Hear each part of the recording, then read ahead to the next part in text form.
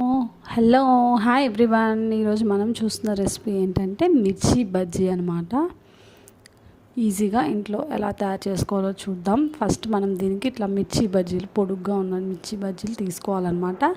దాన్ని ఇలాగా చివర్లో కట్ చేసి మధ్యలో స్లిట్ చేసుకోవాలి.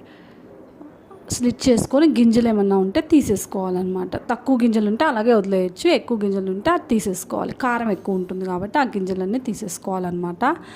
ఇలాగ మనం అన్నీ తీసుకున్న మిర్చి బజ్జీ అన్నిటికీ ఇట్లాగే స్లిట్ చేసుకొని అన్నీ రెడీ చేసి పెట్టుకోవాలన్నమాట. తర్వాత ఒక మిక్సీ జార్లో కొంచెం వాము అండ్ అలాగే ఫస్ట్ కొంచెం వామ్ యాడ్ చేసుకోవాలి. వామ్ని ఇలా మిక్సీలో పౌడర్ లాగా చేసుకోవాలన్నమాట. చేసుకున్న తర్వాత ఒక ప్లేట్లో తీసుకొని అందులోనే ఫైన్ పౌడర్ చేసిన వామ్లో కొంచెం శనగపిండి, ఒక 1 స్పూన్ శనగపిండి, 1 స్పూన్ సాల్ట్ మొత్తం అట్లా మిక్స్ చేసుకోవాలి.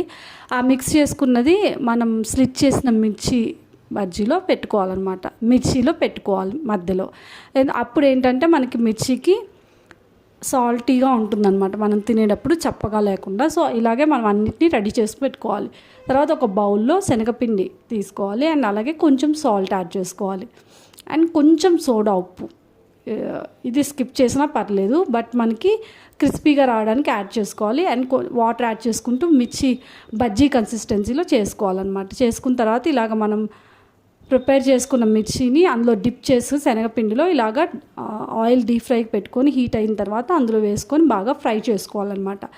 అంతే, చాలా ఈజీగా తయారయ్యే మిర్చి బజ్జీ రెడీ అయిపోయింది. తప్పకుండా ట్రై చేయండి. Please do subscribe to Alekhya's kitchen Indian recipes. చూసారు కదా, మనం ఇలా గార్నిష్ చేసుకొని ఆనియన్స్ అన్నీ పెట్టుకొని తినొచ్చు అనమాట.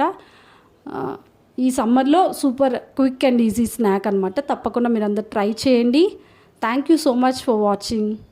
Bye bye.